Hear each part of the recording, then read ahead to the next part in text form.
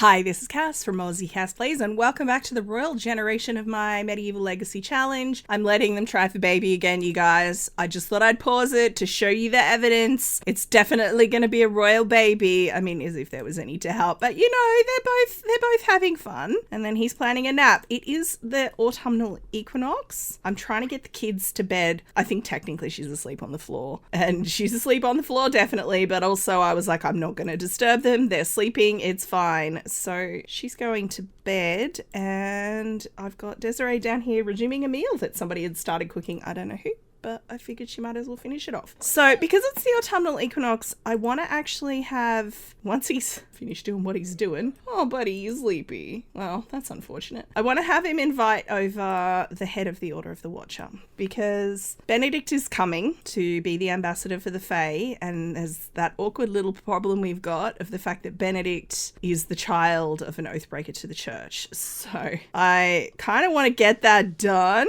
We're friends with his son as well, which will help if I can just find him in the list. In fact, we're friends with both of them because Edward is just the king. Well, he's the king, but he's also the king of making friends. They all get on. So I'm going to invite them both over. He's feeling very flirty, so that's super awkward. I'm going to just... Shh, you didn't see this. I'm going to just give him a little boost of energy. We'll also not watch while he makes a phone call because that's super immersion breaking. Hi, Desiree. How you going, sweetie? Looking gorgeous. I love this sim. She's one of my favorites from this series. Pretty sure I've said that before. That's fine. And I'm going to get you to wash your hands because you're a little bit of a stinky lad. And then once your guests arrive, let's try forming a group. And then we'll see, I guess. Let's, one of them's right here. That's convenient. Let's add to group. Oh, actually. Oh, no, that's the butler. Can you go do something useful? Go cook a party meal. First thing I'm going to do is tell an outrageous story to Father Marcus. Now, the outrageous story... I don't even know who that is in question. The thing is that the church, it would be a very closely held secret, but there are people in the church who know, or in the order who know, that Emily disappeared from the monastery, and have some of them will be guessing, some of them will know for sure. Marcus, as the head of the order now, would be in on that information. He would know that the princess... So the twin sister, well, triplet sister of the previous king, ran off, abandoned her oath, and got married without anyone's permission, and blah, blah, blah. He'd be across the whole story. So, no, keep talking to him. Enthuse about Baroque music and be thankful, and then try to make friends again. Hopefully that'll help. So he's basically saying, look, she's been living with the Fae, with Bartholomew, and they've become quite close with the Fae, and the Fae want to use her child as the ambassador. So he's explaining the whole story. But the kingdom needs to know Emily is still alive so that Benedict makes sense for many and varied reasons, which we went through in the last part. So if you're coming into this at this point, maybe you could watch the last part. At the end of the day, it doesn't matter. The point is that the family needs the kingdom to know who Bartholomew is. We've decided not to go down the disguise route. Bartholomew, that's a lot of impost on him, having to like constantly bleach his hair or dye his hair or whatever. And he does look a lot like his cousin. So some things would be just really hard to disguise. So what Edward is asking Marcus is to issue a statement or an edict on behalf of the Order of the Watcher, basically forgiving Emily. So I know in like the real churches of the world, there's like, I'm probably going to say this wrong, but I know the Catholic Church has something called an apostolic pardon. So I know that that kind of thing exists. And I'm imagining the Order of the Watcher has something that it can do to pardon Emily for the grave offences against the church. He's saying, look, I can do that. Edward, in exchange for the inconvenience, is going to offer some money. We're not bribing the church. I want to give a gift of simoleons, and it's actually because the church will have to do like effectively a PR campaign. They're going to have to like get someone to write up statements and get them sent on horses, or like there's an administrative cost to this. Okay, this is an administrative. Oh, we could become best friends. An administrative charge. So that's how I'm going to view it. Plus, and we'll also be thankful. Give gift simoleons. I'm going to say 10,000. It's an expensive administrative cost. Edward, we're we're paying the church. Now, these guys are actually very distant relatives to one another. They're like fourth, fifth cousins, something insane like that. But they are actually related. If you've been watching for long enough, you will of course be familiar with the surname, the Graham surname, which was our surname from when Olivia got married originally. So our first gen sim, when she married, took the surname Graham. Whitlock, the surname we've got now, is one that would be Edward's granddad, the knight. Granddad? Great-granddad. He took that surname when he became a knight because his great-granddad, so Olivia's father, was the surname of Whitlock, and he was trying to sort of tie the new nobility back to his ancestor. So, you know, that's good. Come and maybe give residence keys to Elias as well. How are you? Oh, something splashed you. I'm sorry, Fiona. Are you pregnant, by the way, honey? That's not obvious if she is. So it is actually the infant's birthdays tomorrow. In fact, today, because it's after midnight. Oh, I need to do autumnal equinox stuff fast. Have I got any fires lit anywhere? Why do I not have any fires lit? What kind of a medieval castle is this anyway? Warm yourself by the fire, my guy. That should be enough. I know I do have a grand meal in the fridge, but he's not going to have time to have a grand meal before then. She's probably not going to get anything done. If I can, I will have her warm herself by the fire. I'm sure there's a fire lit somewhere on this floor too, right? Or not? Oh, no, there is. Let's go warm yourself over here. Probably won't get it done in time. And can I get you to go potty? Why are you holding that baby? Oh, she is so tired. Please put her... What is happening? Carmen, come on. Like, in some ways it's good having all these extra sims, right, to help, because I can do things like have Sarah here queue for the butler to do something. I don't need the parents to do it. The flip side is I think that's why I get the simulation lag, because I think we've got 3 sims potentially trying to interact with her. Oh, good work, Lily. All at once. You don't like cooking? You're in the wrong job, my guy. So tomorrow I'm going to age up the infants to toddlers. It'll be much more manageable. Lily's birthday is 2 days after that. I don't know if we'll get to that point. We obviously also then need to send a message to Benedict and then go and meet him. And I think we'll probably do that in this part as well. Is somebody doing things with the toddlers?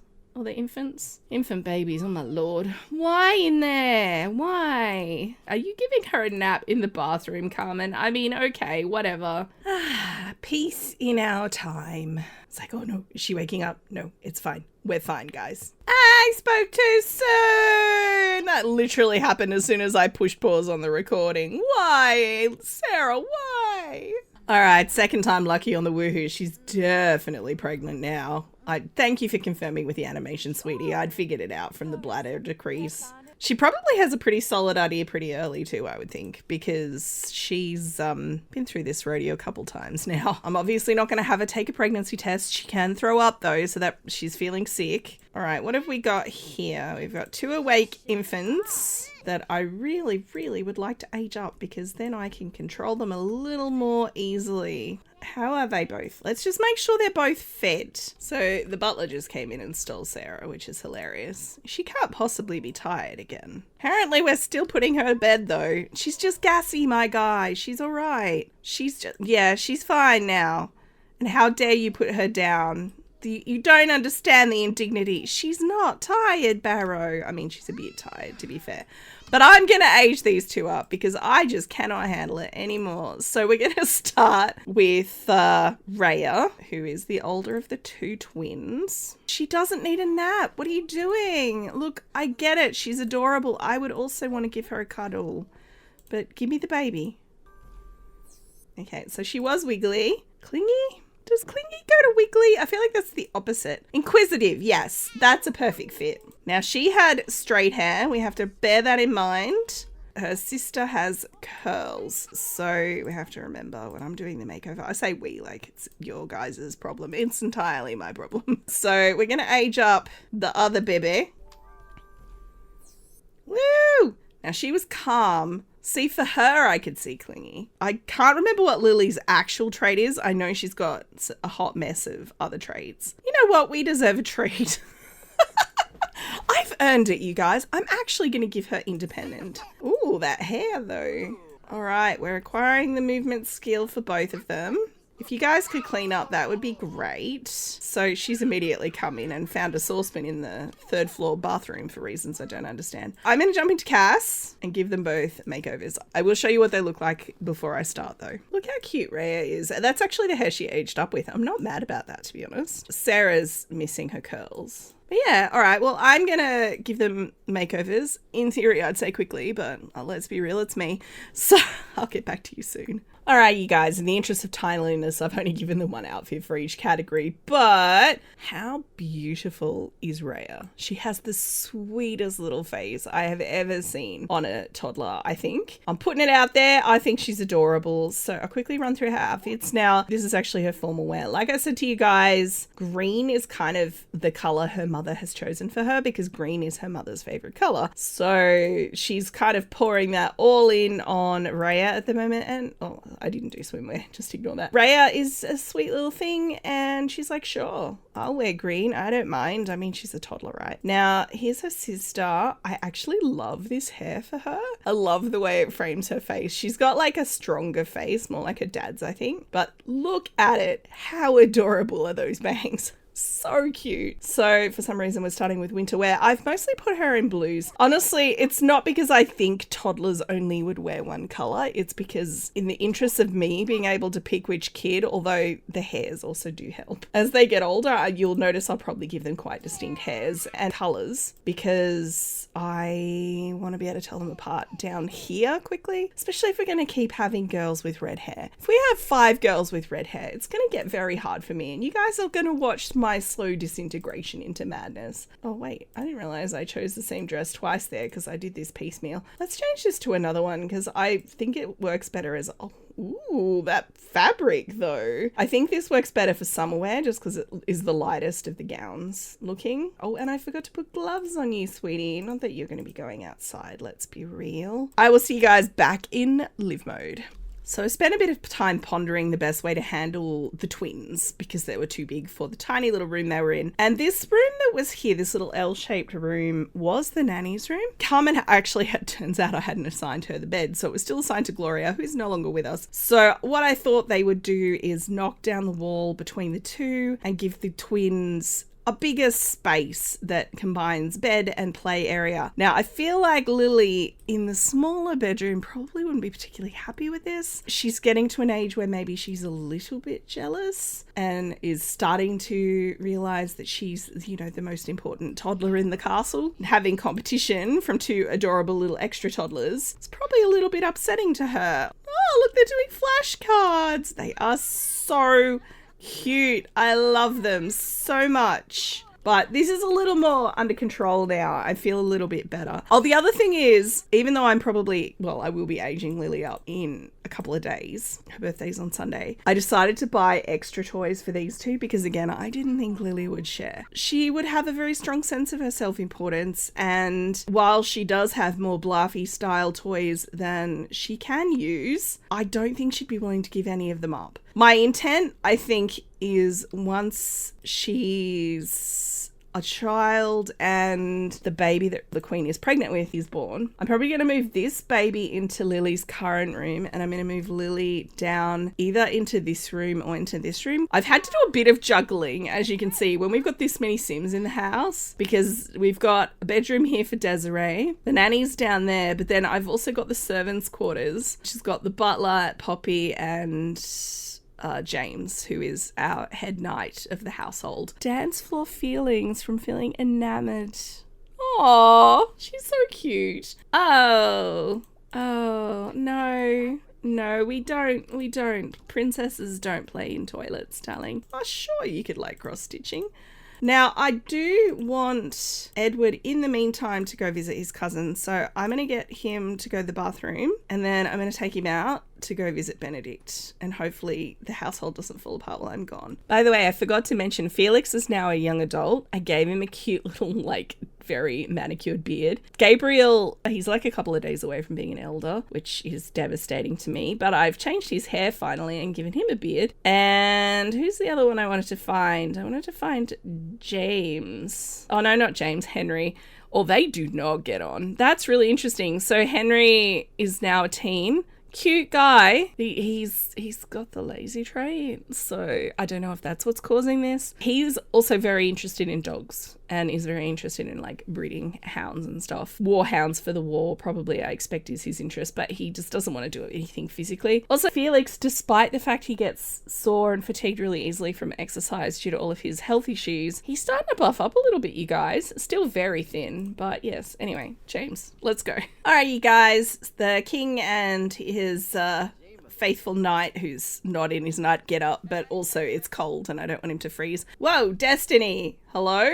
I didn't know she was a spellcaster. That is hilarious. So there's a fox out the front who we've decided to say hi to. He didn't hate us, so that's a good sign. Let's go through here and express admiration for Benedict. Now, obviously, because Edward is who he is, Benedict already adores him. Noting the hair colour's obviously an issue. Let's just have a look at their faces. Now, I know there's a thing in the Sims community where people tend to make Sims that all look the same as each other. For me, I don't have a huge amount of different skin details that I use. My Sims do all kind of end up looking similar anyway. Okay, the nose is different. He's got a bit of an upturned button kind of nose there. He's got a very straight but smaller, more petite nose. Definitely got the same jawline. Same kind of eye shape. Yes, very similar. I definitely feel like the kingdom would pick them as being related without significant effort. Now, the announcement has gone out. Can I get these guys to introduce themselves to each other? I know that's a thing. Gossip, talk up, James. There we go. Can you say hello to my friend? This is my head knight. We'll introduce them to each other. Are you yelling at me? No, you're yelling at the fox. Don't yell at the fox. Does that mean that they're not getting on, or is he thinking about the fox still? Oh, Benedict doesn't like him. Yeah, everyone is yelling at this poor fox. Let's do a cheerful introduction to the rando. And then we'll come inside because I feel very strongly about knocking on doors. I like him to say hi to random members of the kingdom when I see them. If she comes inside, I will send her home. You're not meant to be aggressive. What's going on? Anyway, it's fine. So I had this lot in the world already, but I've given it a massive makeover to make it much more in line with... Ooh, wait, we've got grow fruit over here. It's much more in line with the aesthetic of the Fae. So I've put some Fae plants in. I figure he brought them with him, some mushrooms and stuff. They obviously grow really fast. A lot of this, I think I originally got this off the gallery and it was called Medieval Cottage. I've completely redone the interior and there's a lot of CC in here now, but I'll just show you guys real quick because I spent like probably a solid hour to an hour and a half on just this building. So, you know, there's the downstairs area. Kitchen is more intended for private use. There's a little bit of space here for like a feast. We've got some meats and stuff. It's a cute little kitchen. He's got a cauldron because, you know, got to make mac and cheese in bulk. And this is like the main sitting area that I figured he'd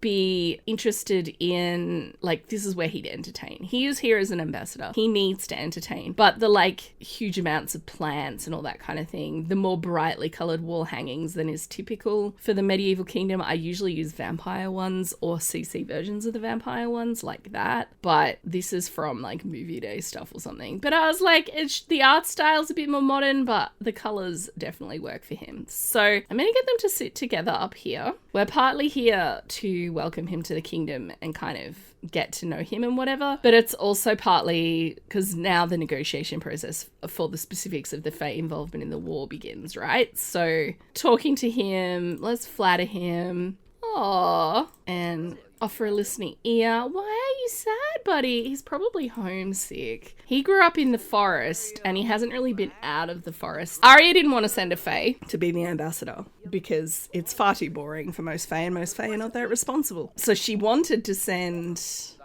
human, like a sim, but she didn't trust or know any humans. The other option actually would have been Willow, and honestly Willow probably would have been a better fit, but that's all right. We're here now. I think Arya's logic was he's the cousin to the king, like first cousin to the king, so it makes sense. Let's offer gratitude to him, and we're just making friends, and we're brightening his day, and we could discuss his mood, maybe try and make him feel better because he's feeling homesick. Poor guy. I mean, a little homesick. One thing Benedict would be particularly interested in is the fact that there are lots of pretty girls here. Because if you think about it, the only females in his life until now have been fae. Probably were willing to partake in certain pleasures with him, but they're not his species. His parents probably were discouraging him from dallying too much with the fae as well. You know, let's not dilute the genes of the royal family kind of thing with aliens. Or fae. So there's that, but also the only other female in his life has been a distant cousin, Willow. Probably, I could have seen something there. Also his mother. He hasn't really had much to do with young ladies of the realm. So, you know, he's probably very interested in coming along to balls and things and meeting eligible young noble women and stuff. I'll have to have a think about who such an eligible young noble woman might be. So yeah, I think he'd be very interested from a social point of view, and maybe Edward's just made that offer of like, you don't have to feel homesick, we'll kind of help you settle in. But then also, what can the Fae offer in terms of a war? Like, they're obviously not sending shock troops, but they have like mind powers. They could potentially sway the human servants of the vampires. Definitely potential there. But I'm actually going to leave this part here while we're in the serenity of the Fae embassy, because in this place there aren't 3 toddlers driving me mental. But it's better than 2 infants and a toddler, to be fair. But I think he's like, peace and quiet. Oh, I love that he's following him around. I do need baby name suggestions. Again, could be a boy, could be a girl. The girl names, I think we have a 5 character limit because they have to fit around the word princess. That's why we have Lily, Rhea, and Sarah so far. Sarah, I think, is about the longest we can go. The boys have a little bit more leeway because Prince is shorter. We got an extra couple characters. But I'm going to leave this part here. If you have enjoyed, please like and subscribe. You know the drill. Don't forget to wash your hands, and I will catch you next time. Thanks for watching.